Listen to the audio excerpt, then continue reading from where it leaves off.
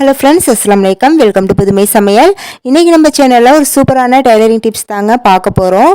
நம்ம தையல் மிஷினில் வந்து உட்காந்து தைக்கும் போது நம்மளுக்கு கத்திரிக்கோல், கட்டர் இதெல்லாம் வந்து தேவைப்படும் நூல் கட் பண்ணுறதுக்கு.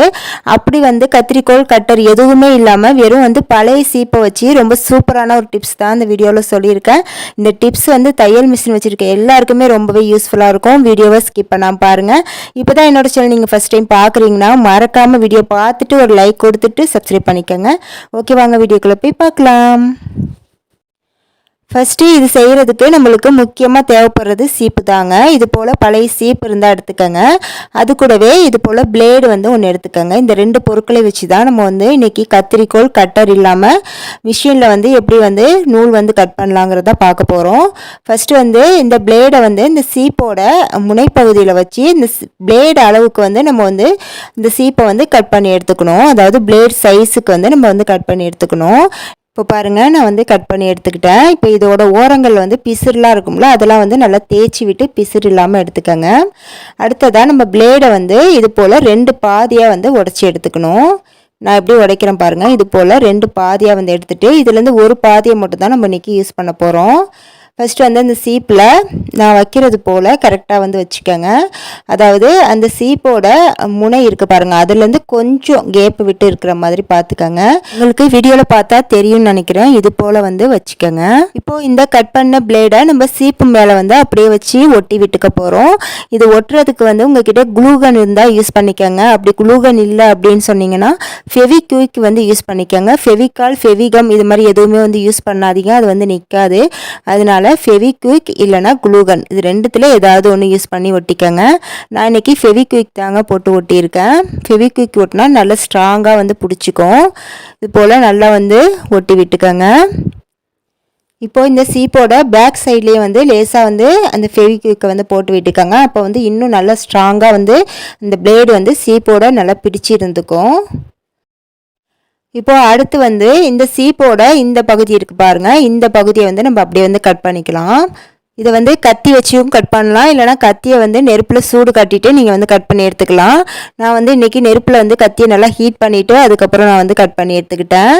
இப்போ அடுத்ததாக இந்த பக்கத்தில் நம்ம சின்னதாக வந்து ஒரு ஹோல் வந்து போட போகிறோம். அதுக்கு வந்து நெருப்பில் வந்து கம்பியை வந்து நல்லா ஹீட் பண்ணிவிட்டு நம்ம வந்து அந்த ஹோல் வந்து போட்டுக்கலாம். இப்படி வந்து ஹோல்ஸ் போடும்போது நம்மளுக்கு வந்து ஈஸியாக வந்து போட முடியுங்க.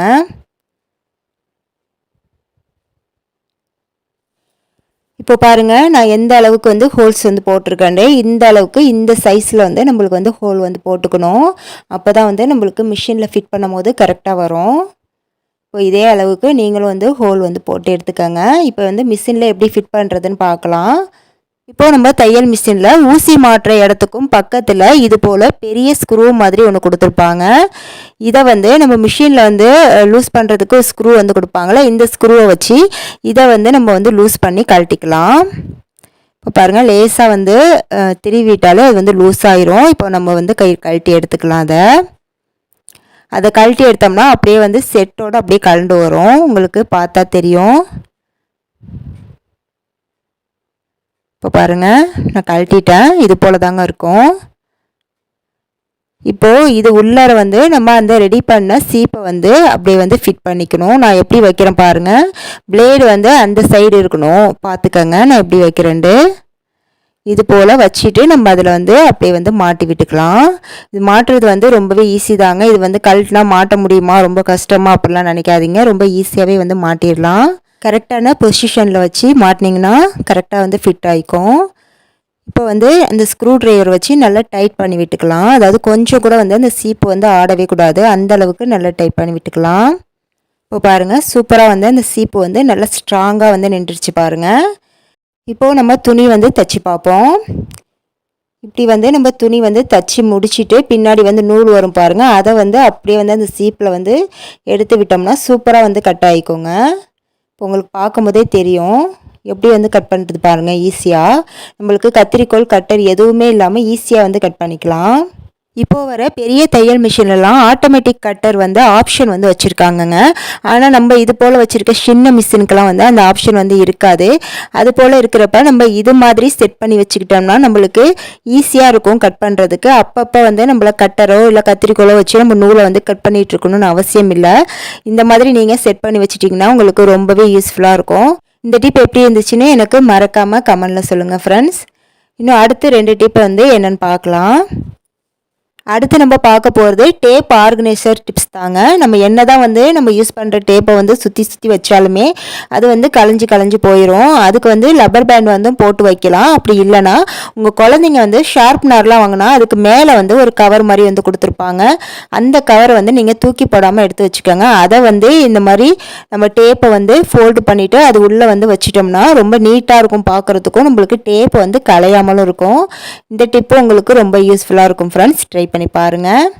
அடுத்த டிப் என்னன்னு பார்க்கலாம். இது போல் நம்ம வீட்டில் பழைய வேஸ்ட்டான டூத் ப்ரஷ் இருந்தால் எடுத்துக்கோங்க. இதை வந்து இது போல் நெருப்பில் வந்து சென்டரில் வந்து நல்லா காட்டிக்கோங்க. நான் எப்படி காட்டுறேன் பாருங்கள்.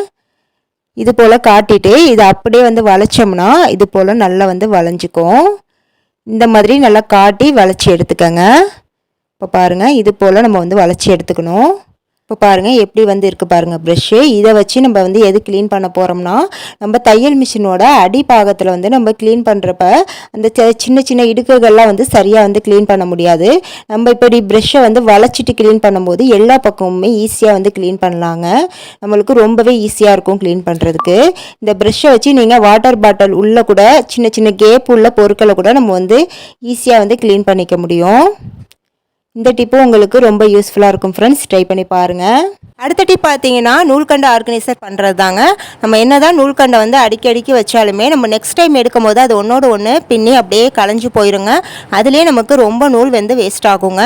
இப்போ வந்து இந்த நூல்கண்டெல்லாம் வந்து நம்ம தனித்தனியாக வந்து இந்த மாதிரி சிக்கெல்லாம் வந்து எடுத்துட்டு தனித்தனியாக சுற்றி வச்சுக்குவோங்க ஃபஸ்ட்டு. நம்மக்கிட்ட வந்து எவ்வளோ நூல் இருந்தாலுமே வந்து நம்ம துணி நெக்ஸ்ட் டைம் வந்து ஒரு துணி தைக்கும்போது அந்த கலருக்கு உள்ள நூல் மட்டும் நம்மக்கிட்ட வந்து இருக்காதுங்க. அதுக்கு வந்து நம்ம மறுபடியும் வந்து அந்த கலர் வந்து வாங்குற மாதிரி இருக்கும் நூல்கண்டு. இப்படியே தாங்க நிறைய நூல்கண்டு வந்து நம்மக்கிட்ட வந்து சேர்ந்து போயிடும். அதே போல் தான் என்கிட்டயும் வந்து இவ்வளோ நூல்கண்டு வந்து சேர்ந்துருக்கு. இப்போ இதை வந்து நான் தனித்தனியாக சிக்கெல்லாம் எடுத்துட்டு ஒன்று ஒன்றா வந்து இது மாதிரி வந்து தனித்தனியாக சுற்றி வச்சுக்கிறேன் ஃபஸ்ட்டு. இப்போ பார்த்தீங்கன்னா நான் எல்லா நூல்கண்ட்லேயும் வந்து சிக்கெல்லாம் வந்து எடுத்துட்டேங்க. எனக்கு இவ்வளோ நூல் வந்து சிக்காகியிருக்கு பாருங்கள். இவ்வளோ நூல் வந்து நமக்கு வேஸ்ட் ஆகியிருக்கு. இப்போ வந்து இதை வந்து எப்படி ஆர்கனைஸ் பண்ணுறது அப்படின்னு சொல்லிட்டு பார்க்கலாம். இப்போ இந்த நூல்கண்டு ஆர்கனைஸ் பண்ணுறதுக்கு நமக்கு தேவைப்படுறது பார்த்தீங்கன்னா ஒரே ஒரு துணிப்பை மட்டும்தாங்க. இந்த மாதிரி துணிப்பை நம்ம எல்லார் வீட்லேயும் வந்து வச்சுருப்போம். இந்த பை வந்து எடுத்துக்கோங்க. இப்போ இதில் வந்து நான் இந்த நூல்கண்டை எப்படி வைக்கிறேன் பாருங்கள். இந்த மாதிரி வச்சு அப்படியே வந்து ஃபுல்லாக வந்து மார்க் பண்ணிக்கலாங்க. அதாவது நீல வாக்கில் அப்படியே வந்து மார்க் பண்ணிக்கோங்க. இந்த மாதிரி வந்து ஃபஸ்ட்டு மார்க் பண்ணிவிட்டு கோடு போட்டு வச்சுக்கோங்க. இதை நம்ம வந்து கட் பண்ண போகிறோம். அதுக்காக ஃபஸ்ட்டு வந்து மார்க் பண்ணிக்கோங்க. இப்போ அடுத்து பார்த்தீங்கன்னா அந்த மார்க் பண்ணினதுலேருந்து ஒரு இன்ச் அளவுக்கு மட்டும் கேப் விட்டு மறுபடியும் வந்து அப்படியே மார்க் பண்ணிக்கலாம். உங்களுக்கு புரிஞ்சிருக்குன்னு நினைக்கிறேன். நம்ம அந்த நூல்கண்டை வச்சு மார்க் பண்ணதுலேருந்து 1 இன்ச் கேப் விட்டு மறுபடியும் வந்து நீல வாக்கில் அப்படியே மார்க் பண்ணி கோடு போட்டுக்கலாம். இப்போ அடுத்து மறுபடியும் வந்து நம்ம அந்த நூல்கண்டை வச்சு அந்த சைஸ்க்கு வந்து மார்க் பண்ணிக்க போகிறோம். உங்களுக்கு நான் வீடியோவில் சொல்கிறது புரியும்னு நினைக்கிறேன். ஃபஸ்ட்டு வந்து நூல்கண்டை வச்சு மார்க் பண்ணிவிட்டு அதுக்கப்புறம் அந்த நூல்கண்டு மார்க் பண்ண முடிகிற இடத்துலேருந்து 1 இன்ச் அளவுக்கு கேப் விட்டு மறுபடியும் வந்து மார்க் பண்ணிக்கணுங்க. இப்போ நான் மறுபடியும் வந்து நூல்கண்டை வச்சு மார்க் பண்ணிட்டேன். இப்போ அதுலேருந்து மறுபடியும் 1 இன்ச் அளவுக்கு கேப் விட்டு மார்க் பண்ணிக்கிறேன். இந்த மாதிரி வந்து மார்க் பண்ணிக்கணுங்க. இதே போல் ஃபுல்லாக நம்ம அந்த துணிப்பை ஃபுல்லாகவுமே வந்து மார்க் பண்ணிக்கலாம். இப்போ அடுத்து பார்த்தீங்கன்னா அந்த நூல்கண்டை வந்து 3/4 பாகம் வந்து வச்சு மறுபடியும் வந்து மார்க் பண்ணிக்கணுங்க. நம்ம ஃபஸ்ட்டு வந்து ஃபுல்லாக வந்து வச்சு மார்க் பண்ணோம். இப்போ அதில் வந்து 3/4 பாகம் அளவுக்கு மட்டும் வச்சு மார்க் பண்ணிக்கிறேன். இப்போ அடுத்ததாக வந்து ஃபுல் பாகம் வந்து நம்ம ஃபஸ்ட்டு மார்க் பண்ண பாருங்கள். அதை வந்து நம்ம அப்படியே வந்து நீட்டமாக கோடு போட்டு விட்டுட்டு நம்ம அந்த 3/4 பாகம் வச்சுருந்தோம் பாருங்கள், அது வரைக்குமே வந்து நம்ம மார்க் பண்ணிக்க போகிறோங்க. ஃபுல்லாக வந்து மார்க் பண்ண வேண்டாம். அதுக்காக தான் வந்து நான் 3/4 பாகம் வந்து 2வது வந்து மார்க் பண்ணிவிட்டு அதுக்கப்புறம் வந்து நான் கட் பண்ணிக்க போகிறேன். இப்போ வந்து உங்களுக்கு ஒரு டவுட் வரும், ஃபஸ்ட்டே நீங்கள் வைக்கும்போது 3/4 பாகம் வச்சு மார்க் பண்ணியிருக்கலாமே அப்படின்னு சொல்லிட்டு. அப்படி வச்சா வந்து உங்களுக்கு அளவு வந்து சரியாக வராதுங்க. ஏன்னா நான் கட் பண்ணும்போது உங்களுக்கு சொல்கிறேன், அப்போ தான் வந்து கரெக்டாக புரியும். இப்போ இதே போல் நான் 3/4 பாகம் வந்து வச்சு மார்க் பண்ணிக்கிறேன். இப்போது கட் பண்ணிக்கலாங்க. நம்ம ரெண்டாவது வந்து இந்த நூலோட 3/4 பாகம் அளவு வச்சு மார்க் பண்ண பாருங்கள், அதை வந்து நம்ம கட் பண்ணுங்க. அதுக்கு வந்து துணிப்பையை வந்து மேலே உள்ள துணிப்பையை மட்டும் பிடிச்சிட்டு இது மாதிரி ஹோல் போட்டுட்டு கட் பண்ணிங்கன்னா கத்திரிக்கோலால் கட் ஆகிருங்க. 2 பையும் வந்து கட் பண்ணிடக்கூடாது, மேலே உள்ள ஒரே ஒரு பையை மட்டும் தான் கட் பண்ணணும். இப்போ உங்களுக்கு வீடியோவில் பார்த்தா தெரியும்னு நினைக்கிறேன். இந்த மாதிரி வந்து கட் பண்ணியாச்சுங்க. இப்போ அடுத்தது வந்து எப்படி கட் பண்ணணும்னா, நம்ம ஃபுல்லாக வந்து அளவெடுத்தோம் பாருங்கள், நூல்கண்டை வச்சு அதையுமே விட்டுணும். அதுக்கப்புறம் எக்ஸ்ட்ரா வந்து ஒரு இன்ச்சு வந்து ஃபஸ்ட்டு விட்டோம் பாருங்கள், அதையுமே விட்டுணுங்க. அந்த இடத்துல வந்து நம்ம மார்க் பண்ணதை அப்படியே வந்து கட் பண்ணிக்கலாங்க. அதே போல் மேலே உள்ள துணியை மட்டும் இது மாதிரி பிடிச்சிட்டு ஹோல் போட்டு கட் பண்ணிங்கன்னா கட் பண்ணிடலாம். மொத்தம் வந்து நம்மளுக்கு கேப் வந்து ஒரு 2-2.25 இன்ச்சு வந்து இருக்குங்க, அந்த அளவுக்கு தான் இருக்கும். நீங்கள் இப்படி கூட வந்து கணக்கு வச்சுக்கலாம். ஃபஸ்ட்டு வந்து ஒரு 1.25 இன்ச்சு வச்சுட்டு அதுக்கப்புறம் ஒரு 2 இன்ச்சு கேப் விட்டுட்டு அதுக்கப்புறம் கட் பண்ணுங்கள். அந்த மாதிரி வந்து நீங்கள் கட் பண்ணிக்கலாம். இப்போ உங்களுக்கு வீடியோவில் பார்த்தா புரிஞ்சிருக்குன்னு நினைக்கிறேன். இந்த மாதிரி வந்து கட் பண்ணிக்கோங்க. இதுக்கு தான் வந்து நான் ஃபஸ்ட்டு வந்து ஒரு நூல்கண்டை ஃபுல்லாக அளவு எடுத்துகிட்டு அதுக்கப்புறம் வந்து நான் மறுபடியும் 3/4 இன்ச்சு வச்சு வெட்டினேன். இப்போ உங்களுக்கு பார்த்தா தெரிஞ்சிருக்கும், இந்த மாதிரி தாங்க இருக்கும். இதுக்கு வந்து நீங்கள் மெஷர்மெண்ட் வந்து எனக்கு புரியல அப்படின்னு சொன்னீங்கன்னா, நான் வந்து ஃபஸ்ட்டு சொன்ன பாருங்கள், கீழே வந்து 3/4 இன்ச்சு வச்சுட்டு அதுக்கப்புறம் ஒரு 2.25 இன்ச்சு கேப்பில் விட்டு நீங்கள் வந்து கட் பண்ணிக்கோங்க. இப்போ அடுத்ததாக லாஸ்ட்டில் வந்து முடிகிற கைப்பிடி பக்கம் வந்து இந்த மாதிரி வந்து ஒரு 1.5 இன்ச் அளவுக்கு 2 பக்கமும் வந்து ஃபுல்லாக மார்க் போட்டுக்கோங்க. இதில் வந்து நம்ம 2 பக்கமும் தையல் போட போகிறோம். இது எதுக்காகணும் நான் கடைசியாக வந்து சொல்கிறேன். இப்போ பாருங்கள், இந்த மாதிரி வந்து நம்ம வெட்டி எடுத்தாச்சுங்க. இப்போ வந்து நம்ம தையல் போட்டுக்க போகிறோம். தையல் போடுறது எப்படின்னு பார்த்தீங்கன்னா, கீழே வந்து அந்த 3/4 இன்ச்சு வந்து வெட்டியிருக்கோம் பாருங்கள், அதுக்குள்ளே வந்து தையல் போடக்கூடாது. அதோட ஓரங்களில் வந்து அந்த மேலே உள்ள ஓரங்களில் மட்டும் தையல் போட்டுக்கணும். இந்த மாதிரி தையல் போட்டுட்டு அதுக்கப்புறம் மறுபடியும் அதோட மேலே கட் பண்ணியிருக்கோம் பாருங்கள், அதோட ஓரங்களில் வந்து தையல் போட்டுக்கணுங்க. இது வந்து தைக்கிறது வந்து ரொம்பவே ஈஸி தாங்க. உங்களுக்கு வீடியோவில் எப்படி எனக்கு வந்து சொல்கிறது அப்படின்னு சொல்லிட்டு எனக்கு தெரியல. இந்த மாதிரி வந்து தையல் போட்டுக்கணும். நான் தையல் போட்டுட்டு வந்துட்டு உங்கள்கிட்ட காட்டுறேன், அப்போ தான் உங்களுக்கு கிளியராக புரியும். இப்போ பாருங்கள், நான் தையல் போட்டுட்டு வந்துட்டேங்க. இப்போ நான் எப்படி போட்டிருக்கேன்னு காட்டுறேன் பாருங்கள். ஃபஸ்ட்டு வந்து இந்த மாதிரி இருக்கும் கீழே, அதுக்கப்புறம் மேலே வந்து இந்த மாதிரி, அதாவது நம்மளுக்கு 3/4 இன்ச்சு கேப்புக்கு வந்து நான் தையல் போட்டிருக்கேன் பாருங்கள். இந்த மாதிரி தாங்க இருக்கும். மொத்தம் வந்து 4 பாக்கெட் மாதிரி எனக்கு கிடச்சிருக்கு. மேலே 2 தையல் வந்து அப்படியே ஃபுல்லாக வந்து நீல வாக்கில் போட்டு விட்டுட்டாங்க. அடுத்து பார்த்தீங்கன்னா, இந்த நூல்கண்டை வந்து இந்த மாதிரி, அதாவது ஆப்போசிட் சைடு வச்சு இந்த மாதிரி நீல வாக்கில் மறுபடியும் வந்து மார்க் பண்ணிவிட்டு நம்ம அப்படியே வந்து தையல் போட்டுக்க போகிறோம். இதே மாதிரி ஃபுல்லாக வந்து அந்த நூல்கண்டை வந்து அளவு வச்சு இந்த மாதிரி வந்து மார்க் பண்ணிவிட்டு அப்படியே வந்து நீல வாக்கில் ஃபுல்லாக தையல் போட்டுக்கோங்க. அதாவது நம்ம மேலே வந்து 2 தையல் வந்து போட்டிருந்தோம் பாருங்கள், அதோட மட்டும் போட்டுக்கோங்க, அதோட சேர்த்து வந்து போட்டுறாதீங்க. இப்போ இந்த மாதிரி இதோட மட்டும் நிறுத்திக்கோங்க. உங்களுக்கு புரியும்னு நினைக்கிறேன். இந்த இடத்தோட மட்டும் அப்படி நிறுத்திக்கோங்க. அந்த பக்கம் வந்து தையல் போட வேண்டாம். நம்ம ஆல்ரெடி வந்து அதில் 2 தையல் போட்டிருக்கோம், அது வந்து அப்படியே இருக்கட்டும். இந்த மாதிரி மட்டும் தையல் போட்டுக்கோங்க. இப்போ நான் தையல் போட்டுட்டு வந்துட்டு உங்கள்கிட்ட காட்டுறேன். இப்போ பார்த்தீங்கன்னா, நான் தையல் போட்டு முடிச்சிட்டேங்க. இப்போ சின்ன சின்ன பாக்கெட் மாதிரி நம்மளுக்கு கிடச்சிருக்கும். இப்போ நம்ம நூல்கண்டை வந்து இந்த மாதிரி வந்து அந்த பாக்கெட்டில் வந்து சொருகி விட்டுக்கலாங்க. இப்போ உங்களுக்கு தெரிஞ்சிருக்கும் நான் எப்படி வந்து சொருகி விடுறேன்ட்டு. இந்த மாதிரி பாக்கெட்டாக இருக்குது பாருங்கள், இதில் வந்து நம்ம அந்த நூல்கண்டை வந்து சொருகிக்கலாம். ஒரு பாக்கெட்டில் வந்து எப்படி வந்து ஒரு 3 இல்லைனா 4 நூல்கண்டு வந்து சொருகி விட்டுக்கலாங்க. அதாவது நூல் வந்து கொஞ்சம் கம்மியாக இருந்துச்சுன்னா 4 நூல்கண்டு வந்து சொருகி விடலாம். இல்லை ஃபுல்லாக வந்து நூல் இருந்துச்சுன்னா 3 வந்து வச்சுக்கலாங்க. இந்த மாதிரி நம்ம ஒவ்வொரு பாக்கெட்லேயே வந்து நம்ம அப்படியே வந்து நூல்கண்டை வந்து வச்சு ஆர்கனைஸ் பண்ணிக்கலாங்க. இது மாதிரி எவ்வளோ வந்து நூல் இருந்தாலும் உங்ககிட்ட இந்த மாதிரி நீங்கள் ஆர்கனைஸ் பண்ணும்போது எப்போவுமே வந்து கலையவே கலையாதுங்க. பார்க்குறதுக்குமே நீட்டாக இருக்கும். நம்ம வந்து அந்த நூலோட 3/4 பங்கு வந்து கட் பண்ணிவிட்டு தைச்சதுனால நம்ம அந்த நூலோட கலரும் வந்து நம்மளுக்கு தெரியும். நம்மளுக்கு பார்த்து எடுத்து யூஸ் பண்ணுறதுக்கும் நம்மளுக்கு வசதியாக இருக்குங்க. இப்போ பாருங்கள், நான் என்கிட்ட உள்ள எல்லா நூலையும் வந்து இந்த மாதிரி வந்து ஆர்கனைஸ் பண்ணிட்டேன். இப்போ நமக்கு எடுத்துகிட்டு வைக்கிறதுக்கு நல்லா வந்து ஈஸியாக இருக்கும். இன்னுமே எனக்கு மேலே பாக்கெட்லாம் வந்து காலியாக இருக்குது பாருங்கள். ஆனால் என்கிட்ட நூல்கண்டை வந்து அவ்வளோதாங்க. இருந்த நூல்கண்டு எல்லாத்தையுமே வந்து நான் ஆர்கனைஸ் வந்து பண்ணிட்டேன். இப்போ அடுத்து பார்த்தீங்கன்னா, நம்ம மேலே வந்து 2 தையல் நீல வாக்கில் போட்டோம் பாருங்கள். அதில் வந்து என்ன பண்ணணும்னா, அதோட ஓரங்களில் வந்து நம்ம கத்திரிக்கோல் வச்சு இந்த மாதிரி வந்து கட் பண்ணி விட்டுக்கணுங்க. இந்த மாதிரி 2 ஓரங்களையும் வந்து கட் பண்ணி விட்டால் இந்த மாதிரி ஒரு பாக்கெட் மாதிரி வந்து நம்மளுக்கு கிடைக்கும். இப்போ இதில் வந்து நம்ம என்ன வந்து வைக்க போகிறோம்னா கட்டப்பை குச்சி தாங்க வைக்க போகிறோம். ஏன்னா நம்ம இதை அப்படியே வந்து நம்ம ஆணியில் வந்து மாட்டி விட்டுக்கலாம். இருந்தாலுமே வந்து நல்லா இன்னும் வந்து ஸ்டிப்பாக இருக்கிறதுக்காக நம்ம இந்த கட்டப்பை குச்சியை இந்த மாதிரி வந்து சொருகி விட்டுட்டு அதுக்கப்புறம் நம்ம ஆணியில் மாட்டும் போது அந்த துணிப்பை வந்து மடங்காமல் இருக்குங்க. நம்ம நார்மலாக வந்து வைக்கும் போதே நல்லா வந்து ஸ்டிப்பாக தான் இருக்கும். ஏன்னா நம்ம துணிப்பை அப்படிங்கிறதுனால. இருந்தாலுமே வந்து இந்த மாதிரி கட்டப்பை குச்சி வந்து சொருகி விட்டுட்டு வைக்கும்போது இன்னுமே வந்து நல்லா ஸ்டிப்பாக இருக்குங்க. இப்போ அடுத்து நம்ம யூஸ் பண்ணுற பாபின்ஸ்லாம் வந்து எப்படி ஆர்கனைஸ் பண்ணுறது அப்படின்னு சொல்லிட்டு பார்ப்போம். பாபின்ஸுமே வந்து நம்ம அப்படியே வந்து போட்டு வைக்கும்போது பார்த்தீங்கன்னா ஒரு பாபினில் உள்ள நூல் வந்து இன்னொரு பாபினில் வந்து அப்படியே வந்து சிக்கிக்கோங்க. இப்போ இந்த மாதிரி ஒரு டப்பா வந்து எடுத்துருக்காங்க. இது என்ன டப்பா அப்படின்னு பார்த்தீங்கன்னா குல்கோவிட்டான்னு வந்து மிட்டாய் விற்கும் பாருங்கள். சூட மிட்டாய் மாதிரி இருக்கும். அது வந்து இதில் போட்டு வச்சுருப்பாங்க. நம்ம பசங்க வந்து சாப்பிட்டுட்டு இந்த டப்பா வந்து தூக்கி போட்டுருவாங்க.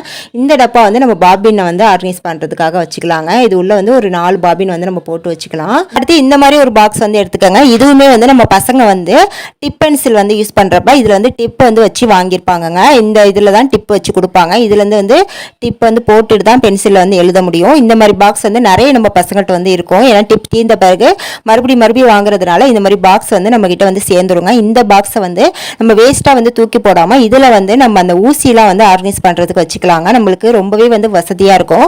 நான் வந்து இதில் ஊசிலாம் வந்து போட்டு வச்சுருக்கேன். அதே போல் நம்ம சாதாரணமாக தைக்கிற ஊசி மட்டும் இல்லாமல் மிஷின் ஊசியை கூட நம்ம இதில் வந்து போட்டு ஸ்டோர் பண்ணிக்கலாங்க. நம்மளுக்கு எடுத்து யூஸ் பண்ணுறதுக்கு ரொம்பவே வந்து வசதியாக இருக்கும்.